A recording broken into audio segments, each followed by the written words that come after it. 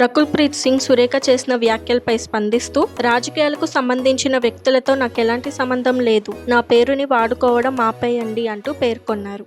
Sudden గా cinema set నుంచి ప్రకాష్ రాజ్ వెళ్లిపోయారని, దీనివల్ల ₹1 కోటి నష్టం కలిగిందని ఎనిమి చిత్ర నిర్మాత వినోద్ కుమార్ చెప్పుకొచ్చారు.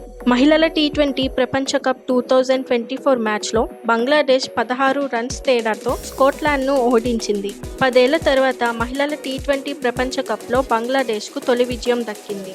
టీ20 ఇంటర్నేషనల్ క్రికెట్లో అత్యధిక ఆలౌట్లు చేసి పాకిస్తాన్ ప్రపంచ రికార్డును సమం చేసిన భారత్ గ్వాలియర్ మ్యాచ్లో బంగ్లాదేశ్పై విజయం సాధించింది.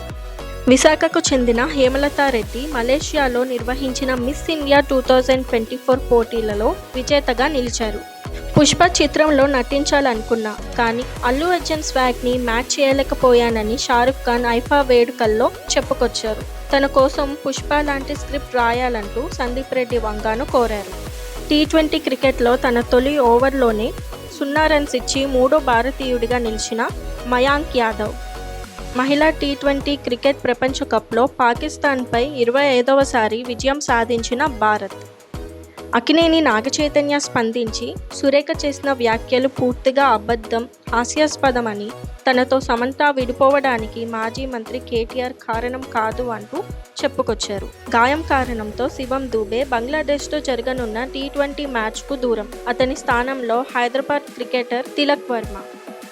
ప్రభాస్తో స్పిరిట్ అనే సినిమాను తీయబోతున్న సందీప్ రెడ్డి వంగ. ఈ సినిమాలో అమితాబ్ బచ్చన్ కూడా నటిస్తున్నారని తెలుస్తోంది. ఈ వార్తల్లో వాస్తవం ఎంత అన్నది తెలియాల్సి ఉంది.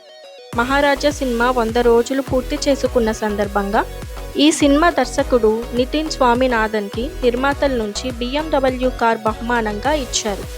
మత్త సినిమాతో ప్రేక్షకుల ముందుకు రాబోతున్న వరుణ్ తేజ్. ఈ రోజుల్లో సినిమాలు బాక్సాఫీస్ వద్ద నిలదొక్కుకోవాలంటే ఫస్ట్ టీజర్, ట్రైలర్లే కీలకమవుతున్నాయంటూ చెప్పుకొచ్చారు. శివ దర్శకత్వంలో తెరకెక్కనున్న కంగువా మూవీ ఇంకా రిలీజ్ కాకుండానే కార్తిక్ సుబ్బరాజు దర్శకత్వంలో సూర్య 44 చిత్రాన్ని స్టార్ట్ చేసి కేవలం 4 నెలల వ్యవధిలో కంప్లీట్ అయ్యిందని సూర్య ట్విట్టర్లో క్లారిటీ ఇచ్చారు. ఇండియా వర్సెస్ పాకిస్తాన్ మహిళల ప్రపంచ టీ20 కప్లో పాకిస్తాన్పై 2 వికెట్లు పడగొట్టిన తర్వాత భారత్ స్పిన్నర్ శ్రేయాంక పటేల్ ఆదివారం మాట్లాడుతూ, పాకిస్తాన్పై గెలవడం ప్రత్యేక అనుభూతినిచ్చిందని చెప్పుకొచ్చారు.